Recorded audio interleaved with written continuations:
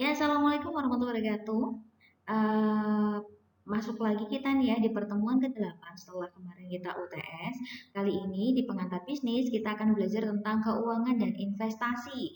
Nah, di sini kita akan ngomongin terkait tentang memahami uang, perbankan, kredit dan lain segala macamnya. Ini sebagai pengantar ya buat teman-teman untuk mempelajari ekonomi lebih jauh. Sebelumnya, perkenalkan, nama saya Kartika Dwi Cahyasari. Saya mengampu dari pertemuan 8 sampai nanti ke pertemuan 14 ya, sampai kita nanti UAS. Ya, di sini sedikit tentang kurikulum vitae saya yang mungkin sudah teman-teman juga pernah baca ya di pengantar manajemen kalau nggak salah saya berikan keterangan tentang saya secara padat gitu ya. Oke. Nah, di sini kita langsung masuk aja nih dalam definisi uang. Jadi, uang itu adalah segala sesuatu yang dapat diterima oleh masyarakat umum sebagai alat tukar menukar dalam lalu lintas perekonomian. Atau yang kedua, segala sesuatu yang dapat dipakai atau digunakan untuk melakukan pembayaran baik barang, jasa maupun hutang sekarang maupun di kemudian hari. Jadi, ini dalam keadaan tetap gitulah ya. Nah, definisi uang sendiri ini dulunya sebelum pakai uang itu kita pakai cara barter, teman-teman. Jadi nominalnya tidak terukur. Terukurnya adalah dari apa namanya? Kebutuhan seperti itu. Sedangkan kalau uang ini kan ada perkataan bahwa sekarang maupun di kemudian hari. Jadi misal hari ini kita pakai rupiah, insya Allah di beberapa tahun ke depan kita tetap pakai rupiah buat bayar. Atau misal nih terjadi sesuatu pada Indonesia kemudian tidak bisa menggunakan lagi mata uang rupiah, kita bisa menggunakan dolar sebagai mata uang umum dan segala macamnya yang mungkin diterima oleh banyak orang. Nah, selanjutnya ini dari sejarah uang sendiri ya teman-teman. Yang pertama barter itu tadi yang di mana misal saya butuhnya tembakau. Terus kemudian rumah saya kan di pegunungan tuh ya adanya tembakau. Kemudian saya butuh ikan. Ikan adanya di pantai, maka kita akan melakukan barter antara yang butuh ikan sama yang butuh tembakau itu sendiri. Nah, tapi di sini ada keterbatasannya ya karena tidak semua orang bisa melakukan hal tersebut karena kan tidak semua orang nih merasa bahwa kebutuhannya sama atau saling mencukupi di waktu yang cepat dan tepat. Nah, kemudian kedua ada ternak, tembakau, kulit bulu, minyak, alkohol, besi, tembaga, emas, perak, intan berlian, mutiara, kerang. Jadi ini kayak mereka gunakan ini sebagai standar pembayarannya gitu ya. Jadi nggak lagi barter yang kemudian saya punyanya apa, sana punyanya apa, tapi komoditas yang kita punyai itu bisa ditukarkan dengan hal-hal yang mungkin dibutuhkan oleh mereka dan kemudian dijadikan standar. Nah, standarnya ini dipakai ternak, tembakau, kulit dan segala macamnya. Kemudian yang ketiga, ada logam seperti harimau, kambing, dan segala macamnya dengan berat dan ukuran berbeda-beda. Jadi ini udah mau menuju ke ini ya teman-teman ke mata uang yang dibentuk dalam bentuk logam. Nah kemudian emas dan perak yang kemudian disesuaikan dengan standar kebutuhannya atau misal 1 gram emas dengan harga seberapa dan segala macamnya ada standarnya. Nah, kemudian setelah dari emas dan perak, kita masuk ke uang kertas, di mana uang kertas ini sebenarnya bernilai nominal ya. Jadi kayak uang kertas yang 100.000 itu harga produksinya tidak selalu 100.000, bahkan jauh lebih murah dibandingkan dengan 100.000 yang tercetak. Tapi uangnya kan terasa lebih besar, uang berwarna merah gitu ya dengan uang berwarna biru. Kalau kepotong dikit aja yang warnanya merah, kita rasanya hati ini gelo gitu ya teman-teman. Nah itulah sihirnya dari uang kertas gitu ya. Jadi hal yang remeh, sepele kayak gitu kan kertas itu yang mudah sobek dan segala macamnya. Namun kita menghargai kertas tersebut sesuai dengan nominal yang terjadi. Nah sedangkan itu berbeda dengan emas dan perak ya. Ketika kita potong atau kita pecah nih emas dan peraknya mereka tetap punya nominalnya masing-masing. Jadi tidak berkurang atau tidak berbentuk apa ya tipuan gitu ya teman-teman. Oke yang keenam ini adalah uang giral. Ini lebih ngeri lagi karena apa? Karena sebuah kertas yang di dalamnya itu berupa cek dan segala macamnya itu bisa diuangkan dengan harga yang jauh lebih fantastis. Jelas nominal dari cek itu tidak apa namanya tidak terbatas kecuali terbatasnya dengan sumber daya atau keuangan yang kita miliki itu sendiri. Kemudian yang ketujuh itu adalah kartu kredit, kartu debit dan segala macamnya. Yang kemudian nanti setelah dari kartu kredit, kartu debit, sesuatu yang bersifat maya ini ya, bentuknya hanya nominal, bentuknya kertas yang bisa dipakai berkali-kali, maaf, kartu yang bisa dipakai berkali-kali. Nah, di sini kita nanti juga akan menghadapi yang namanya fintech, di mana kita akan mengenal dengan namanya Bitcoin dan segala macamnya dan alat-alat penukaran yang berupa uangnya itu uang eh, maya gitu ya, uang kasat mata. Jadi kita nggak pernah tahu nih bentuknya uang 100.000 yang ada di dalam, misal kita top up di Shopee dan segala macamnya, atau nanti suatu saat kita bikin apa namanya ada mata koin yang namanya Bitcoin. Nah, seperti itu. Nah, ini kalau misalnya sejarah uang yang kedua, itu adalah kesulitan dalam pemenuhan kebutuhan ini saat barter nih ya. Nah, kemudian menjadi uang barang tadi. Itu jadi garam, kerang, tembaga, gading, dan segala macamnya. Ini garamnya kok dua kali ya. Nah, tapi terlepas dari itu, akhirnya dari emas, perak dalam bentuk koin. Nah, kemudian koin ini pertama kali diciptakan di tahun 5.600 sampai 5.400 sebelum Masehi. 5.560 ya sampai 546 Masehi itu dari koin Yunani. Kemudian muncullah uang kertas ini dari Cina dan kemudian uang modern dan uang digital. Nah, ini adalah contoh uang kertas pertama teman-teman. Kalau misalnya teman-teman pengen tahu ya, ini menurut sumber Google pastinya seperti itu.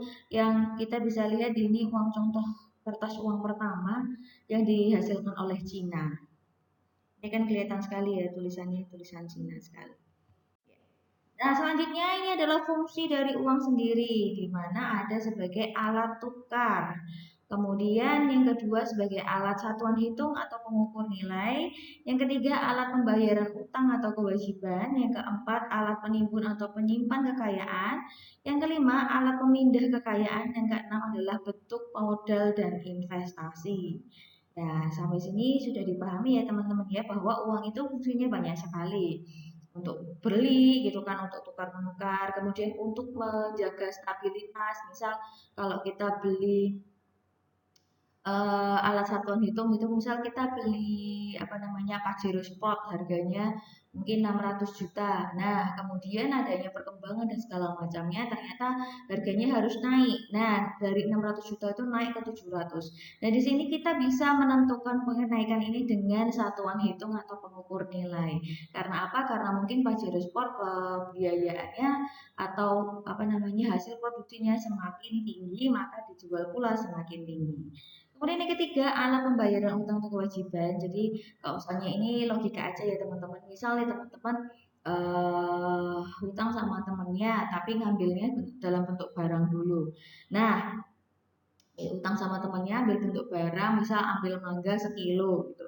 Nah, alat yang untuk digunakan apa? Untuk membayar utang atau kewajiban itu dipastikan adalah bentuknya uang gitu ya. Sekarang kalau misalnya teman-teman ngambil barang atau ngambil mangga itu 1 kilo, kemudian besoknya ketika teman-teman mau mengembalikan adalah mengembalikan 1 kilo mangga juga, pasti juga temennya bingung gitu ya loh. Kok dikembalikannya mangga lagi?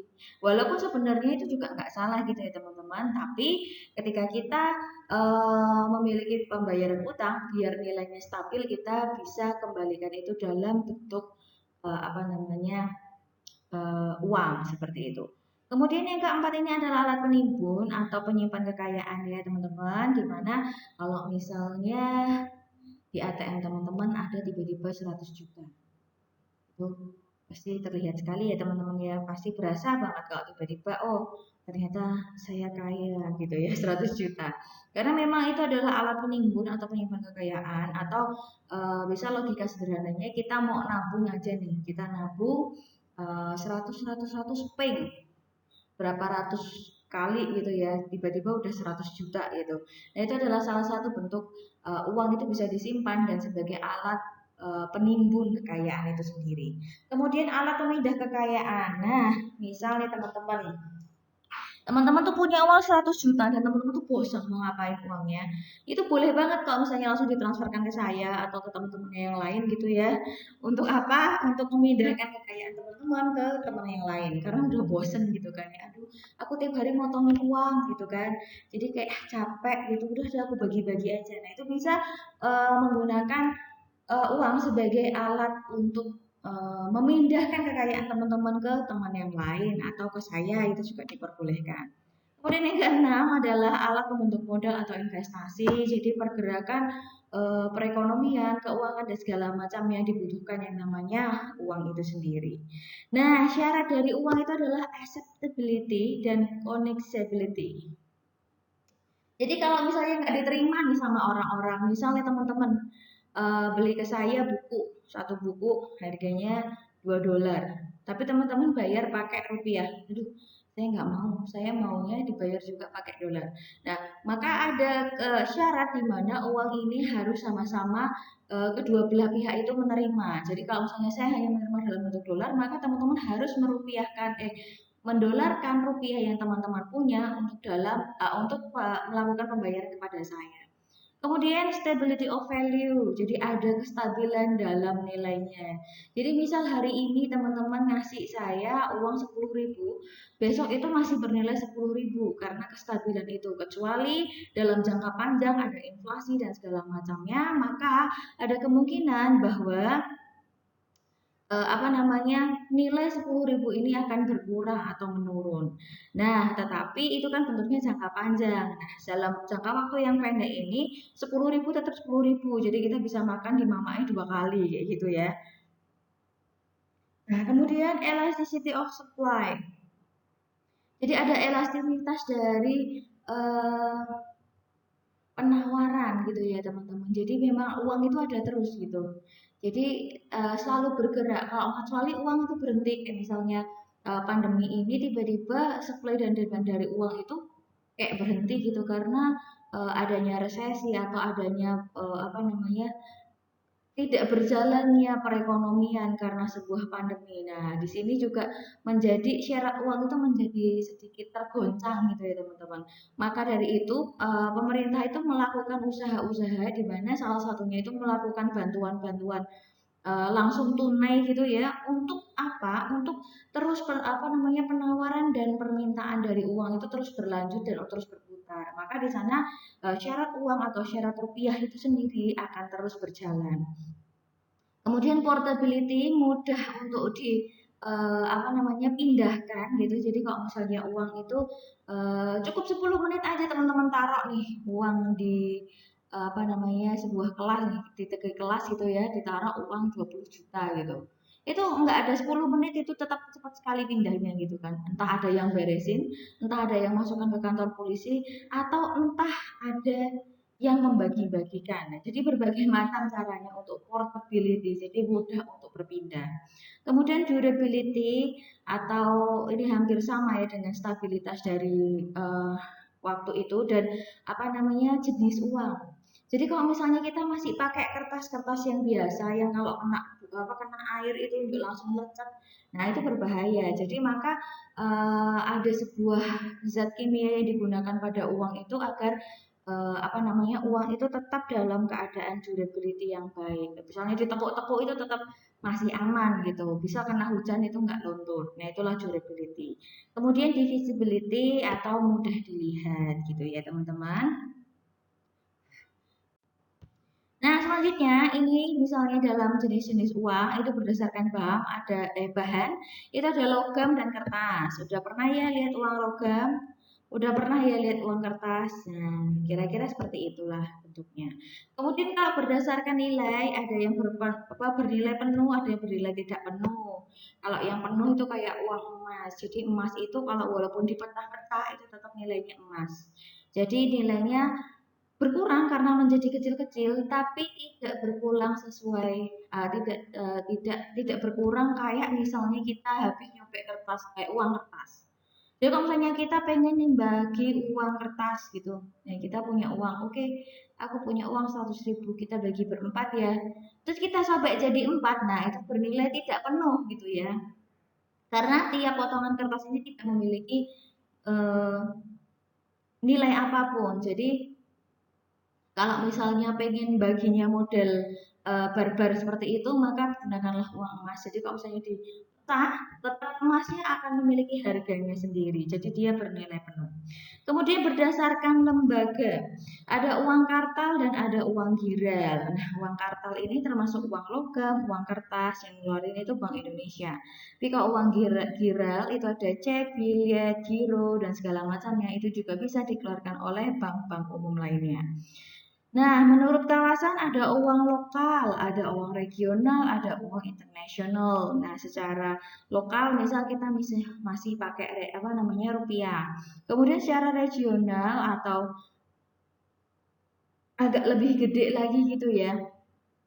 Kalau di Uni Eropa mereka punya euro, di mana mata uang Uni Eropa atau persekutuan negara-negara di Eropa itu mereka masih menggunakan euro. Kemudian uang internasional yang bisa dibelanjakan dimanapun keadaannya dan bagaimanapun itu masih pakai US dollar, di mana menjadi standar pembayaran internasional.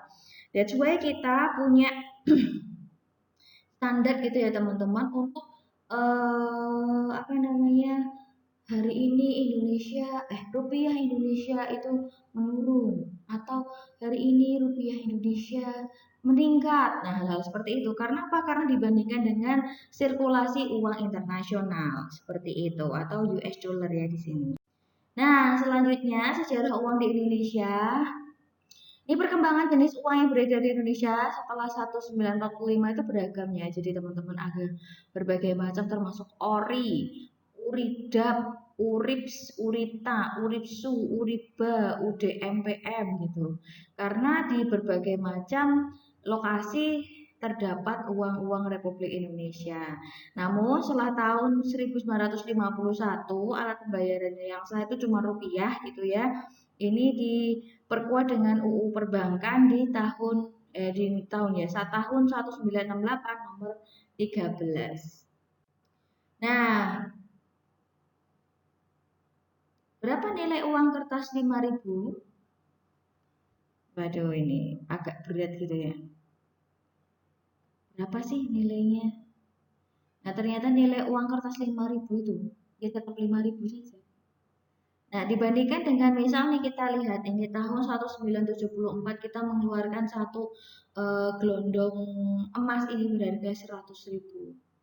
Nah, ini akan menjadi sebuah hal yang apa ya?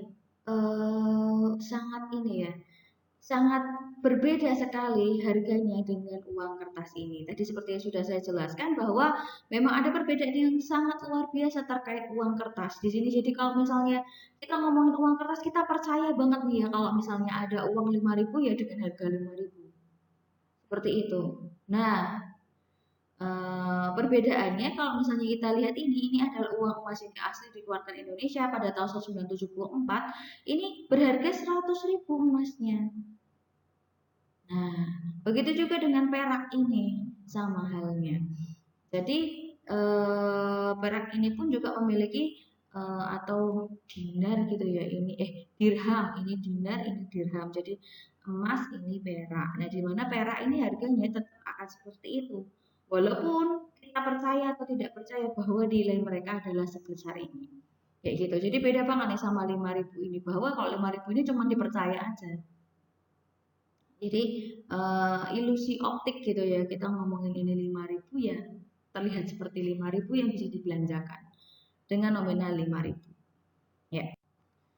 Nah, ini ya, meskipun uang kertas tidak memiliki nilai intrinsik, masyarakat mau menerima uang kertas. Hal ini disebabkan oleh masyarakat percaya bahwa pemerintah mau menerima uang kertas. Begitu juga lingkungan di sekitarnya.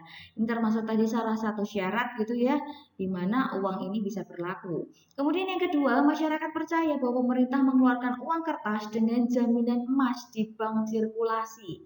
Jadi kalau misalnya apa namanya uang kertas yang dibeli yang dikeluarkan oleh Indonesia itu jauh lebih banyak daripada jaminan emas yang kita miliki, maka bisa jadi nilai dari uang 5.000 itu tadi akan menurun.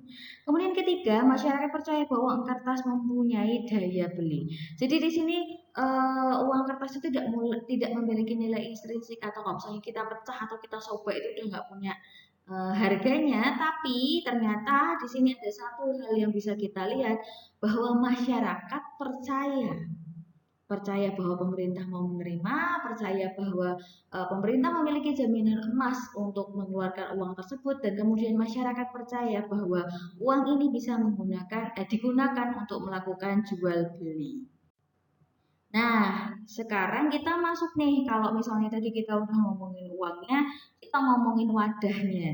Kita lihat dari pengertian bank itu sendiri. Ini menurut UU RI nomor 10 tahun 1999, tahun 98, di mana bank merupakan badan usaha yang menghimpun dana dari masyarakat dalam bentuk simpanan, menyalurkan kepada masyarakat dalam bentuk kredit atau bentuk-bentuk lainnya dalam meningkatkan taraf hidup rakyat banyak. Jadi ini fungsi mediateri. Jadi di mana bank ini sebagai penengah. Jadi kalau misalnya ada orang-orang yang memiliki kekayaan yang cukup, jadi tadi ditimbun gitu ya uangnya gitu di bank. Nah, bank ini memiliki fungsi untuk mensirkulasikan uang tersebut agar apa? Agar rakyat yang lain bisa menikmati uang tersebut tanpa merugikan pihak yang lainnya. Jadi kayak misalnya ada pinjaman kredit dan segala macamnya yang akan menjamin bahwa uang si pemilik ini akan tetap sama atau mungkin bahkan bertambah, tapi orang lain juga bisa memanfaatkan untuk mensirkulasikan keuangan tersebut untuk mendapatkan eh, fungsi yang optimal dari perkreditan tersebut. Nah, definisi di atas dapat menjadi 3 tugas bank. Yang pertama adalah menghimpun dana masyarakat, yang kedua menyalurkan dana kepada masyarakat, yang ketiga memberikan jasa lalu lintas pembayaran dan peredaran uang. Nah, kalau di sini kita udah lihat nih ada jenis-jenis bank. Ini menurut UU RI ya, sama ada bank sentral, bank umum, bank BWR. Nah, kalau bank umum itu di bawahnya ada bank pemerintah, kemudian ada bank swasta. Nah, di bawah bank pemerintah itu ada yang namanya Bank Perekonomian Unit Syariah, kemudian di bawah bank swasta kita punya Bank Pembangunan Daerah, Bank Umum Swasta, Bank Umum Swasta Syariah. Nah, di bawah bank umum swasta ada bank umum swasta unit syariah, kemudian bank pembangunan daerah ada BPD unit syariah. Jadi di setiap perbankan ini sekarang memiliki unit-unit usaha syariahnya. Kemudian kita lihat dalam bank perkreditan rakyat, ini ada BPR konvensional dan ada juga BPR secara syariah. Nah, di sini teman-teman, nanti silahkan ya kuisnya kita akan bikin terkait dengan jenis-jenis bank. Silahkan teman-teman sebutkan contoh-contoh yang akan saya jelaskan dan berikan notifikasinya atau mix and match gitu ya. Dimana kalau misalnya bank swasta, apa sih contohnya bank swasta yang ada di Indonesia? Kemudian bank umum swasta itu apa aja sih? Kemudian bank pembangunan daerah apa aja? Dan kemudian ada bank umum swasta syariah itu model apa aja? Nah, itu nanti teman-teman bisa akses kuisnya buat dijawab gitu ya. Insya Allah sih ada 10 pertanyaan terkait dengan jenis-jenis bank ini sendiri. Nah, selanjutnya jenis bank umum. Bank adalah melaksanakan kegiatan secara konvensional atau berdasarkan prinsip syariah, karena tadi ada dua ya jenis-jenisnya. Kemudian dalam kegiatannya memberikan jasa dalam lalu lintas pembayaran. Definisi di atas, bank umum dapat dibedakan menjadi bank umum konvensional dengan falsafah bunga atau interest, kemudian juga bank umum syariah dengan falsafah bagi hasil. Nah, teman-teman kalau misalnya pengen tahu terkait tentang bank umum syariah, kemudian terkait apa namanya perekonomian syariah, kita bisa belajar nih di semester 3. Nah, ini ngomongin tentang suku bunga atau interest tadi ya, di mana suku bunga ini merupakan balas jasa yang diberikan oleh bank berdasarkan prinsip konvensional kepada nasabah yang membeli atau menjual produknya. Jadi ada dua macam bunga. Yang pertama adalah bunga simpanan dan bunga pinjaman. Nah, di sini ada kita lihat ada dua ilustrasi ya yang berbeda. Ada yang dia memikirkan prosentase, secara positif, kemudian dia juga bisa melihat kredit secara negatif, di mana kita bisa melihat kredit ini juga seringkali menjadi sebuah beban tersendiri untuk seseorang. Tapi ada juga yang membuat bahwa kredit ini mampu menjadikan apa namanya modal untuk mensirkulasikan keuangan. Nah, di manakah kita melihat nih, atau kita memiliki sudut pandang seperti apa terkait tentang suku bunga ini sendiri? Nah, kemudian kita ngomongin tentang kredit, masih dengan undang-undang perbankan yang sama. Kredit ini merupakan penyedia uang atau tagihan yang dapat disamakan dengan itu. Nah, berdasarkan persetujuan atau kesepakatan pinjam-meminjam antara bank dengan pihak yang lain dan mewajibkan pihak peminjam melunasi hutangnya setelah jangka waktu yang telah ditentukan dengan pemberian bunga. Nah, kemudian pembiayaan di sini adalah penyediaan uang atau tagihan yang dapat dibersamakan dengan itu berdasarkan dengan persetujuan atau kesepakatan antara bank dengan pihak yang lain yang mewajibkan pihak untuk dibiayai untuk membalikan uang atau tagihan tersebut setelah jangka waktu yang telah ditentukan dengan imbalan atau bagi hasil itu sendiri. Nah, selanjutnya adalah unsur-unsur kredit, itu adanya kepercayaan gitu ya. Jadi, keyakinan bahwa kredit yang diberikan akan benar-benar diterima kembali di masa yang akan datang. Jadi, kayak kita bisa mengembalikan. Misal saya akan meminjam kredit, maka bank akan memberikan kepercayaan saya bahwa kredit ini akan diterima kembali oleh bank untuk tetap mempertahankan uang dari yang saya pinjam. Kemudian yang kedua adalah kesepakatan. Nah, di sini pasti ada ini ya tanda tangan di atas kontrak di mana dituangkan dalam surat perjanjian di mana masing-masing pihak itu menandatangani hak dan kewajibannya masing-masing. Kemudian yang ketiga ada jangka waktunya. Jadi walaupun kita saling percaya bahwa uang ini akan kembali, tapi kita juga punya target nih, jangka waktu untuk mengembalikan kredit tersebut. Ada jangka pendek, jangka keuangan, menengah, dan panjang. Kemudian resiko. Adanya kredit ini ada beberapa resiko yang disengaja maupun yang tidak disengaja. Misal resiko yang disengaja seperti saya mangkir untuk mengembalikan uang kreditnya, maka itu adalah merupakan resiko yang disengaja atau kita bisa apa namanya kredit tersendat seperti itu.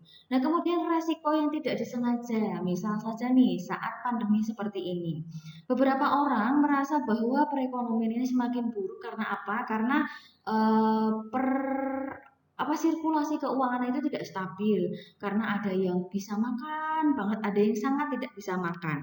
Nah, resiko yang tidak disengaja ini muncul karena pandemi di mana ada beberapa orang yang tidak bisa melakukan pembayaran kredit karena hal-hal tertentu.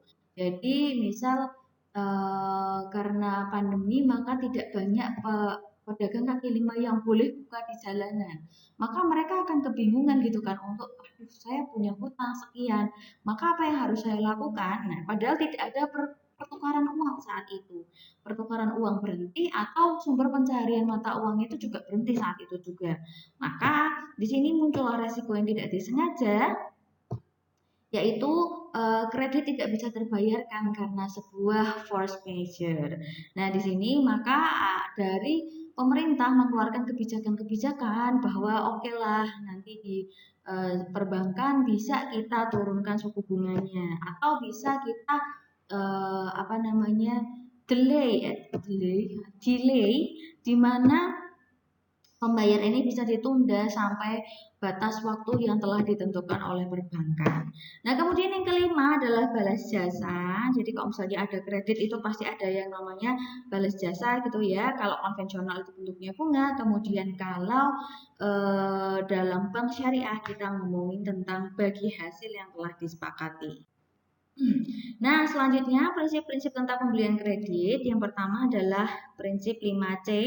Yang pertama adalah karakter atau sifat atau watak nih ya. Jadi teman-teman ini ketika eh, mau pinjam di suatu tempat itu pasti prosesnya agak lama gitu ya. Termasuk salah satunya adalah wawancara user di mana apakah apa namanya peminjam ini memiliki karakter untuk dapat dipercaya sehingga bisa mengembalikan. Nah, pemberian kredit ini seringkali tidak dipatuhi oleh beberapa kredit online gitu ya. Karena apa? Karena mereka hanya mengharapkan bagaimana uang itu bisa kembali dengan berbagai macam apapun caranya. Nah, mereka melupakan prinsip-prinsip 5C ini, di mana karakter atau sifat atau watak itu sendiri dari si peminjam. Kemudian capacity atau kemampuan mengembalikan kredit. Bayangkan saja kalau misalnya dalam kredit online itu kapasitas tidak ditentukan. Jadi kapasitasnya paling kalau misalnya kita bisa mengeluarkan apa namanya slip gaji terakhir atau kita mengeluarkan yang namanya bahkan ada yang cuman KTP saja untuk mengeluarkan pinjaman tersebut. Padahal kita nggak tahu nih kapasitas dari peminjam itu apakah dia bisa mengembalikan sesuai dengan tenggat waktu yang telah ditentukan. Kemudian yang ketiga adalah capital, likuiditas, solvabilitas atau rentabilitas. Di mana capital sendiri di sini adalah hal-hal kalau misalnya dalam kredit online tidak dipakai, itu adalah sebuah apa yang namanya garansi seperti itu yang nanti akan berkaitan erat ini dengan kolateral atau jaminan. Jaminan yang diberikan kepada si peminjam, kepada si eh, yang memberikan pinjaman gitu ya. Kalau misalnya di bank kenapa sih kok sulit? Karena mereka masih tetap berpegang teguh pada 5C ini. Dan seringkali yang diberikan itu adalah bentuknya lebih besar gitu ya. Atau dalam jutaan atau di atas jutaan. Kemudian yang selanjutnya adalah di mana kondisi ekonomi dan politik saat ini, ya kalau misalnya kita lihat saat pandemi seperti ini, sirkulasi keuangan tidak lancar, maka mungkin ada pembatasan-pembatasan terkait tentang kredit yang bisa diberikan oleh perbankan. Karena apa? Karena kondisi ekonomi yang belum stabil. Ya, selanjutnya jasa bank lain. Jadi ini bank apa jasa-jasa bank yang bisa teman-teman peroleh ya di perbankan itu ada transfer, ada clearing. Clearing ini terkait tentang cek, bilet giro, wesel bank, surat bukti pemberian transfer dari luar kota, lalu lintas giral dan segala macamnya. Kemudian ada inkaso, keempat safe deposit box. Jadi kalau misalnya teman-teman punya benda-benda berharga atau surat berharga yang bisa dimasukkan ke safe deposit box. Kemudian kelima adalah bank card atau kartu perbankan gitu ya atau bank notes. Kemudian ketujuh adalah travelers check dimana kalau misalnya kita pergi itu kan kita harus punya visa gitu ya. Nah di sini adalah salah satu support dari jasa bank. Kemudian garansi dan referensi bank. Kemudian yang ke-9 ini penerima setoran. Yang ke-8 ini tentang bank garansi dan referensi bank ini seperti kalau misalnya kita mau jualan ekspor impor gitu ya teman-teman. Atau kalau misalnya cara sederhananya kalau kita mau pakai yang namanya Shopee Pay pasti ada bank garansi atau referensi bank yang digunakan oleh Shopee yang kurang lebih kalau misalnya dari Shopee itu punya bank pensupport pertama yang maksudnya kalau misalnya kita mau transfer ke sana tidak dikenakan biaya transfer. Ada kan ya teman-teman ya. Nah, itu juga sama aja nih kayak misalnya kita mau upload e-saku dan segala macamnya. E-saku itu disupport bank garansinya oleh Bank BCA, maka ketika kita melakukan apa namanya top up dengan menggunakan Bank BCA maka tidak akan terpotong dan segala macamnya. Itulah termasuk dengan namanya bank garansi. Kemudian yang ke-10 melakukan pembayaran. Seperti biasa itu ya kita ke teller dan segala macamnya. Kemudian yang ke-11 pemberian jasa modal, ke-12 ini tentang ngomongin terkait letter of credit di mana ini salah satu bentuknya adalah apa namanya ekspor impor yang bisa kita lakukan dan letter of credit ini digunakan untuk ini loh sebagai bukti hampir sama nih ya fungsi sebagai bank garansi bahwa saya punya bukti letter of credit yang terpercaya dari sebuah bank untuk melakukan pembayaran tersebut dengan syarat-syarat sebagai berikut. Nah, di sana ada berbagai macam LC atau letter of credit yang bisa digunakan. Ya, ini terkait dengan perbankan ya sedikit simulasi di mana ini masih kita ngomongin tentang bank yang menerima secara manual, kemudian akhirnya ada yang namanya automatic teller machine. Di sini kita yang udah dikeluarin sama Bank BRI kalau nggak salah itu di eh, Juanda. Ya, di Bandara Juanda, bahwa di sini semuanya ngomongin terkait tentang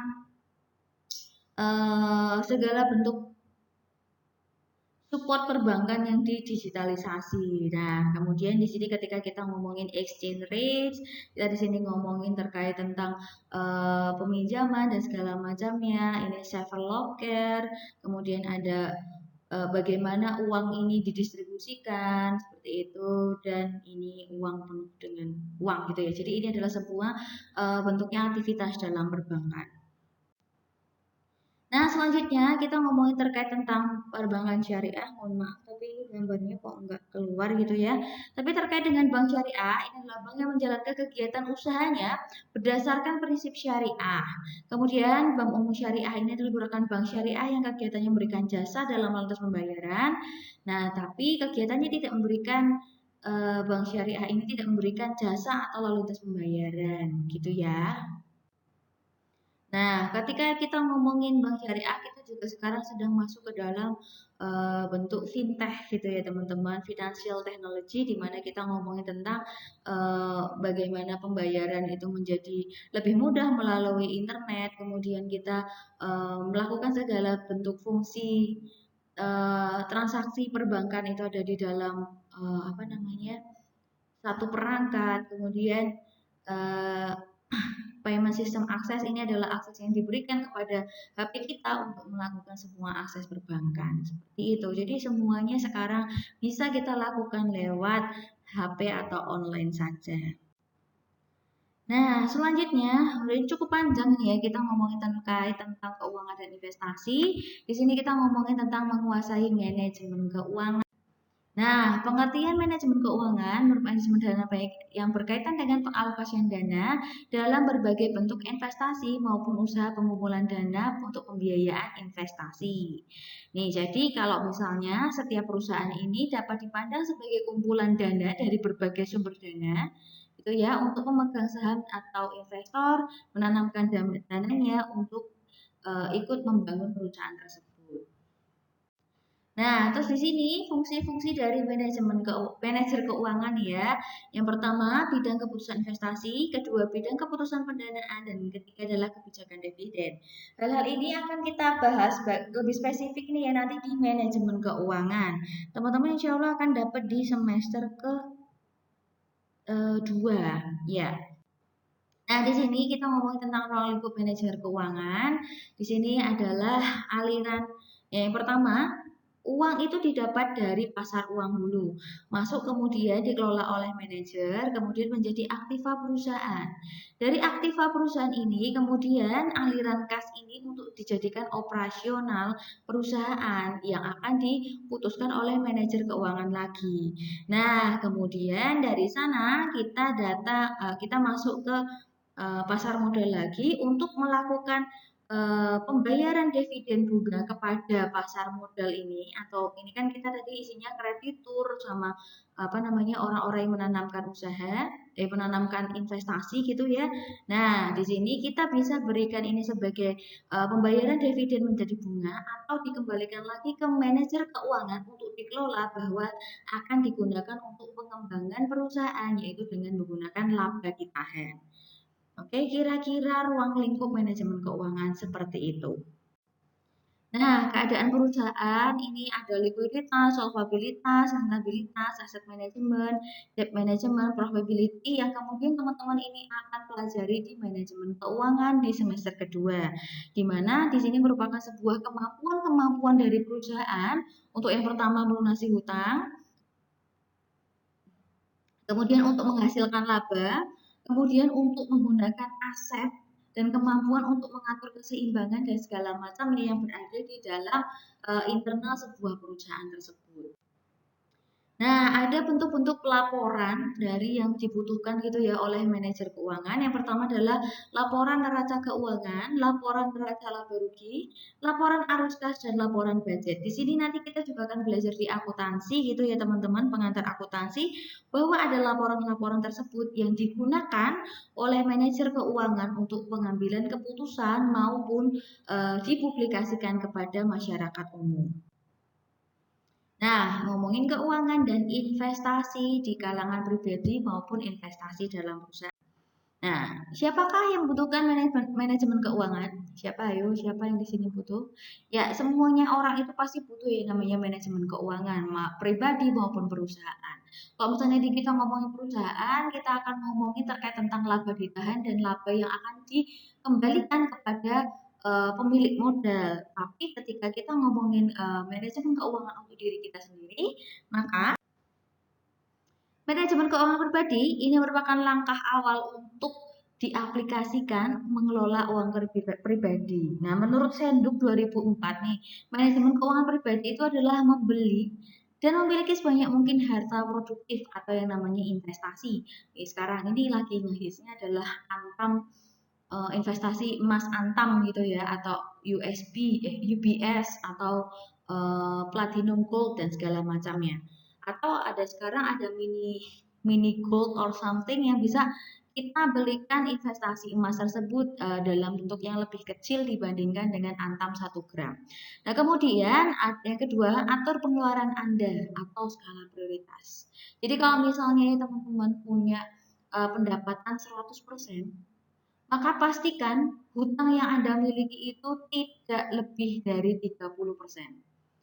Dan 10%-nya itu adalah untuk lifestyle. Sisanya untuk makan dan keperluan pribadi. Jadi konsumsi pribadi gitu ya. Nah, yang ketiga ini berhati-hati dengan hutang, tidak membiasakan diri membeli dengan kredit atau tidak berhutang lebih dari 30% dari pendapatannya. Jadi kalau kepepet banget harus berhutang, maka maksimalkan hutang tersebut adalah 30% dari kemampuan atau pendapatan Anda. Jadi kalau misalnya lebih dari itu, maka akan berbagai macam keadaan terjadi gitu ya. Kayak dulu itu pernah awal-awal pandemi itu ada seseorang yang mencuitkan di Twitter itu ngomong kalau misalnya mohon maaf saya butuh bantuan keuangan karena pada dasarnya saya punya gaji itu 20 juta, tapi dengan adanya pandemi saya punya gaji cuma 10 juta. Nah, 10 juta ini untuk cicilan rumah itu 50%. Kemudian untuk ini dan segala macamnya, rumah, mobil dan segala macamnya dalam bentuk-bentuk hutang itu lebih dari 60%. Maka saya hanya punya uang sekitar 500.000 untuk menghidupi keluarga saya. Saya mohon bantuannya. Jadi ketika kita melihat hal tersebut, hal-hal yang akan terjadi adalah, wow, bagaimana dia mengelola keuangannya selama ini.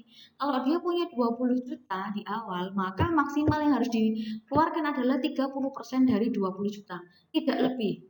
Maka ketika terjadi pengurangan dalam pendapatan, itu tidak akan terpengaruh kepada teman-teman sangat signifikan.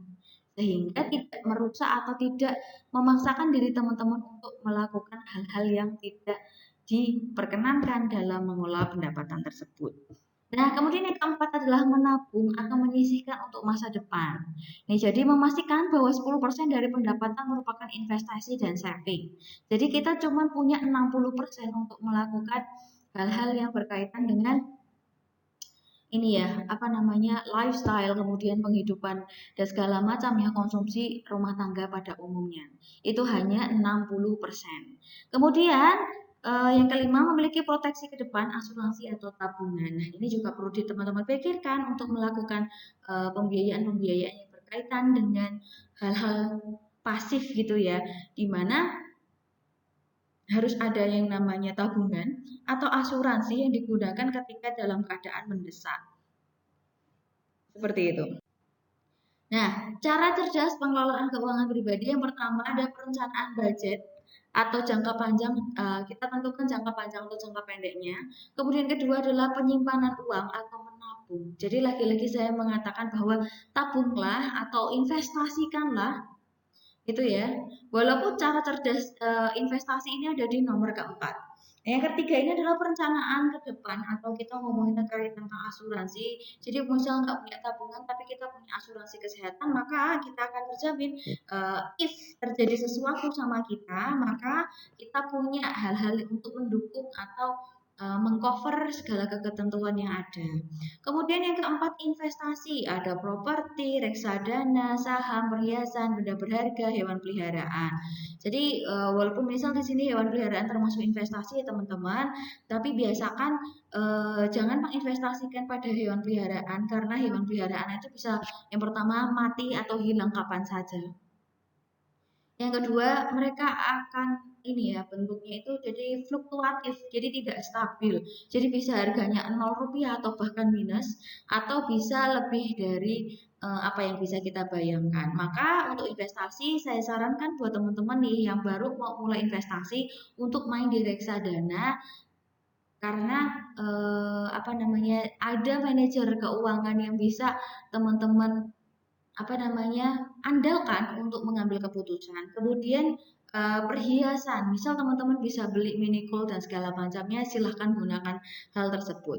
Kemudian yang kelima adalah perencanaan kredit. Ini kalau misalnya teman-teman udah pengen banget gitu ya beli motor dengan apa namanya pendapatan yang teman-teman miliki sekarang.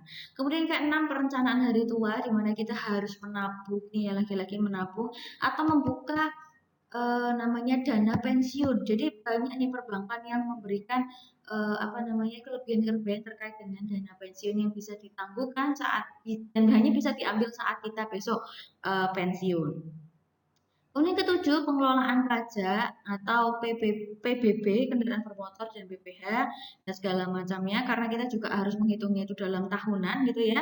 Kemudian kedelapan, evaluasi perencanaan karena ketika kita sudah merencanakan pasti kadang-kadang kan kita kayak aduh kilaf gitu ya. Dan itu maka dibutuhkan yang namanya evaluasi dari perencanaan tersebut dan yang kesembilan adalah perencanaan pengeluaran itu kembali. Jadi jangan sampai kita setelah melakukan perencanaan tapi masih mengeluarkan uang-uang yang tidak sesuai dengan kebutuhan kita sendiri. Ya, kalau ngomongin terkait tentang investasi, ini kita ngomongin tentang komitmen atas sejumlah dana atau sumber dana yang dilakukan saat ini dengan tujuan mendapatkan keuntungan di masa yang akan datang. Yang kedua, penundaan konsumsi untuk digunakan di masa mendatang. Jadi misalnya teman-teman punya uang saat ini 1 juta, kemudian teman-teman pengen investasi, aku mau belikan emas dulu aja 0,5 gram. Oke, sekarang emas sekitar 0,5 gram di 600 ribuan gitu ya. Nah, tahan dulu ini si mini gold ini, si 0,5 gram ini untuk kita jual kembali misalnya nih di 4 tahun mendatang di mana harga emas 0,5 ini sudah menjadi harga 7 juta gitu. Amin gitu ya. Nah, di situ adalah dinamakan penundaan konsumsi saat ini yang akan digunakan di masa mendatang yaitu bentuknya investasi mini gold. Nah, tujuan investasi meningkatkan kesejahteraan dengan berinvestasi, dana yang tidak dikonsumsi akan diharapkan memberikan peningkatan konsumsi di masa yang akan datang. Kemudian kedua, menghindari resiko penurunan nilai kekayaan atau hak pilih karena pengaruh inflasi. Yang ketiga, penghematan pajak atau menghindari pajak untuk beberapa jenis investasi tertentu. Jadi ada beberapa investasi yang ternyata pajaknya tidak ditarik besar-besar gitulah ya. Karena apa? Karena ada ketentuan-ketentuan terkait dengan pajak yang teman-teman nanti bisa pelajari di semester kedua. Nah, pertimbangan yang kita lakukan saat investasi yang pertama adalah kita lihat return-nya atau imbal baliknya. Nah, kalau misalnya dari return atau imbal balik ini akan meningkatkan keuntungan investasi lebih. Nah, di sini merupakan kompensasi atas opportunity cost dan resiko penurunan daya beli akibat inflasi. Kemudian, teman-teman juga harus lihat expected return dan realistic return. Jadi, imbal hasil atau balik hasilnya itu yang dijanjikan dengan yang benar-benar terjadi. Apakah itu sama atau terjadi banyak perbedaan yang signifikan. Nah, maka teman-teman harus lihat itu pertimbangan-pertimbangan yang akan dilakukan dalam investasi. Kemudian ketiga adalah resiko. Mungkinnya perbedaan return yang diharapkan dengan return aktual atau apa namanya tadi ya terkait dengan apa namanya dijanjikan dengan yang diterima oleh kita. Nah, maka juga pertimbangkan ketika high risk, maka akan terjadi yang namanya high return. Di mana ketika resiko yang diambil kita tuh cukup tinggi, apa namanya, kemungkinan kita untuk loss itu juga tinggi, namun pengembalian ke kita itu pasti juga cukup tinggi. Nah, di sini kita ngomongin tentang jenis-jenis investasi. Sebenarnya berbagai macam ya, dia bentuk-bentuk investasi yang bisa teman-teman lakukan. Ada yang emas, tanah, rumah, dan segala macamnya. Sebenarnya pola-pola investasi ini bisa teman-teman pelajari sendiri ya, karena memang di dalam masa pandemi ini banyak orang itu menggebu-gebu untuk melakukan investasi karena apa? Karena saat ini sedang turun-turunnya harga investasi. Maka akan ada kemungkinan setelah kita sembuh nih dari dari masa pandemi ini, maka apa namanya, investasi ini akan mengembang begitu luar biasa, begitu pesat gitu ya, sehingga kita mendapatkan keuntungan investasi yang seperti kita harapkan. Seperti itu. Nah, semoga terkait dengan uang, perbankan, kemudian investasi dan pengaturan apa namanya, keuangan pribadi ini bisa teman-teman pelajari gitu ya lebih lanjut. Karena apa? Karena di sini adalah sesuatu hal yang mungkin sangat dibutuhkan oleh teman-teman yang belajar ekonomi. Jadi manajemen maupun akuntansi, ketika kita tidak mengenal yang namanya uang, kita tidak mengenal wadahnya atau perbankannya, kemudian kita tidak mengetahui investasi-investasi, kemudian kita tidak tahu cara untuk melakukan pengontrolan diri terhadap keuangan kita, maka percuma banget kalau misalnya teman-teman harus ambil keuangan, ambil apa namanya, pembelajaran ekonomi ini sampai ke semester selanjutnya. Jadi selamat belajar, semoga bermanfaat dan see you di pertemuan selanjutnya di pertemuan ke-9.